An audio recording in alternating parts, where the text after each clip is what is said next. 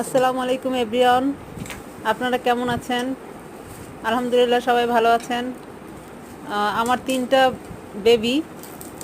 Baby বলতে আমার সোনার টুকরা ছেলে, এর মধ্যে একজন নেই আর বাকি দুজন আছে।